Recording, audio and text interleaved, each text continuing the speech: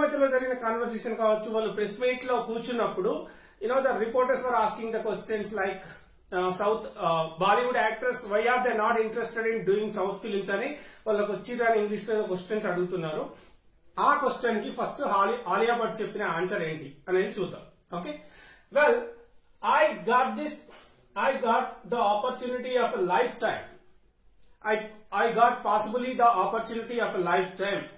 అంటే ఇంకా చాలా థింగ్స్ ఉన్నాయి, అవన్నీ నేను కట్ చేశాను బికాస్ ఇక్కడ మనం బోర్డు మీద అంతా రాయడం కుదరదు కాబట్టి కొన్ని ఇంట్రెస్టింగ్ థింగ్స్ నేర్చుకుందాం.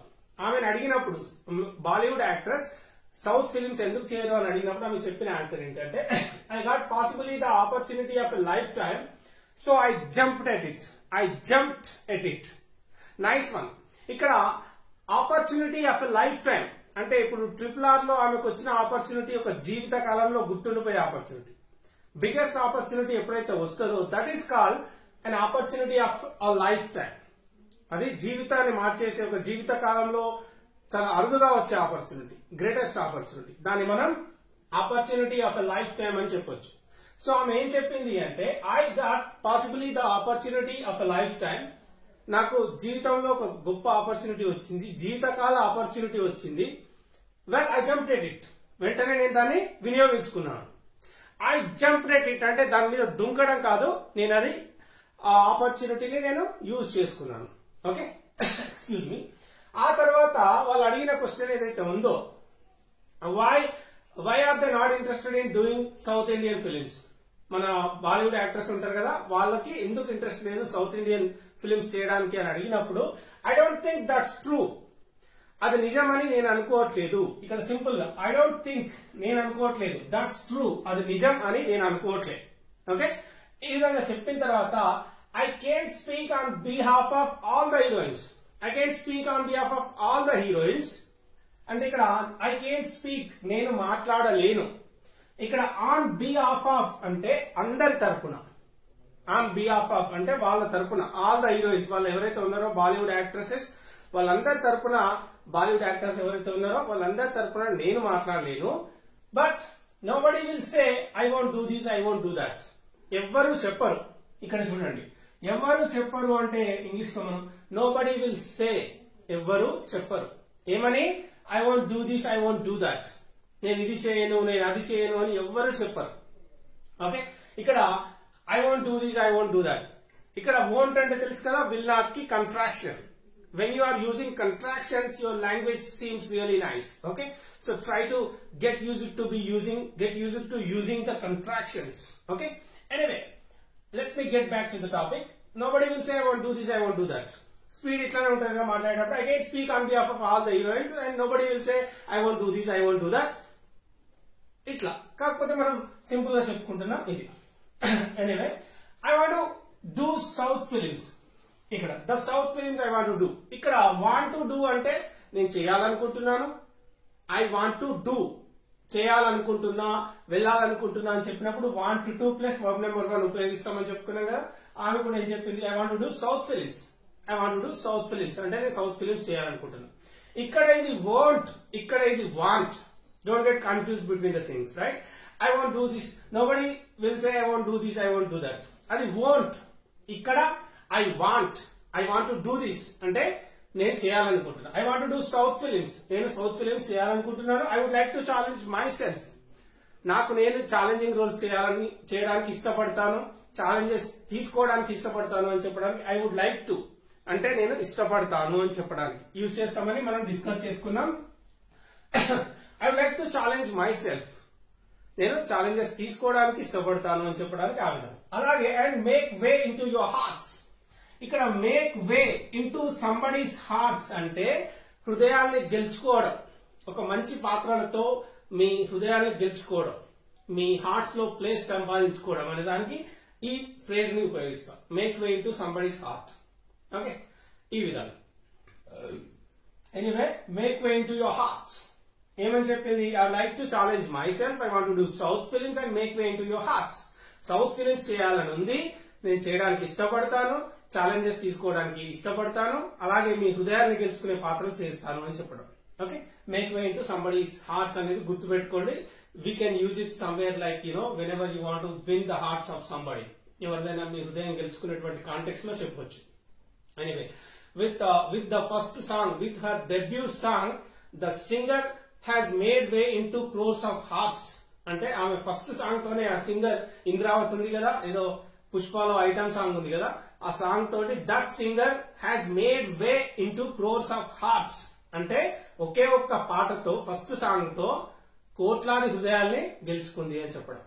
ఓకే, అలాగే how was it working with Rajamouli and how was it working with Tarak and Charan అని చెప్పి మన వాళ్ళు అడుగుతూ ఉంటారు. Of course clear.